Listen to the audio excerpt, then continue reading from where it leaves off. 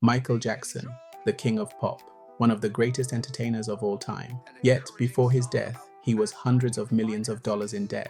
How does someone earn a fortune from music and end up broke? The answer isn't what you think. How does someone go from having more money than most of us can even dream of to nothing? Here's the truth. It's not about how much money you make, it's about how you manage it. And that's not just Mike Jackson.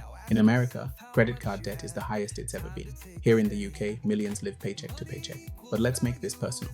Think about your own life for a second. How much money has already passed through your hands? Thousands? Tens of thousands? Maybe more. Now the real question, how much of it do you still have? Most people don't like the answer. That's why today I want to break down money in a way that will change how you see it forever. By the end of this video, you'll understand why money slips away so easily, and more importantly, how you can finally take control. Part 1.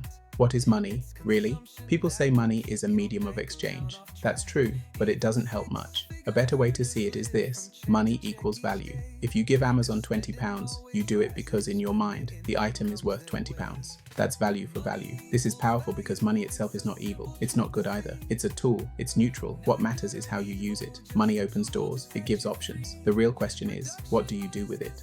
Part 2. The relationship with money.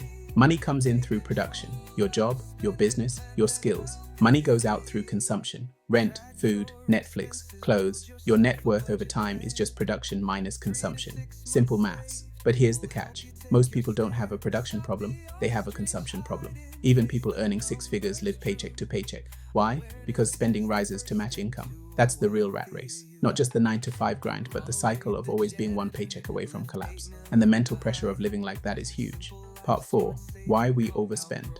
Why is this so hard? Because we're human. We want rewards now, not later. That's why saving feels painful.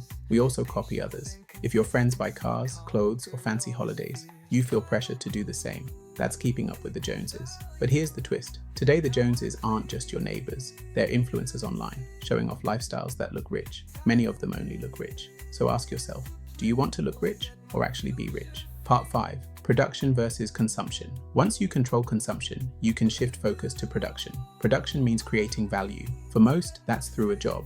For some, it's building a business. Think of YouTubers and all the other startups in your neighborhoods. They didn't just save money, they produced something of value at scale. But production doesn't always mean starting a business. It can mean improving your skills, taking on new projects, creating something online. The internet has made it easier than ever to produce value for the world. Part 6. Lessons from Money Masters. Ronald Reed was a janitor. He lived a simple life. No one knew he was rich. When he passed away, he left behind $8 million. How? He saved, he invested, and he let compounding do the heavy lifting over decades. That's proof that behavior with money often matters more than intelligence. Take Warren Buffett, one of the richest men alive. Most of his fortune came after he turned 60. His secret? Patience and consistency. The lesson here, wealth is not about quick wins. It's about time, discipline, and making money decisions over and over again, year after year. Part 7. Final thoughts. So let's bring this all together. Money equals value. Your relationship with money is production versus consumption. Awareness, budgeting, and living below your means are the foundation. Production, creating value, is how you grow wealth.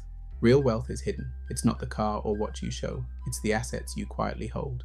Money is not the goal, it's the tool that buys freedom. Because at the end of your life, money itself won't matter. What matters is what it gave you. The freedom to spend your time how you want, with the people you love. That's the real prize. Call to action. So, let me ask again. In your lifetime, how much money has passed through your hands? And how much of it do you still have? If the answer doesn't make you happy, don't worry. Money is a game. And like any game, you can learn the rules, practice, and get better. Thank you for spending this time with me today. If this gave you value, please like, subscribe, and share your thoughts in the comments. Let's keep learning the money game together.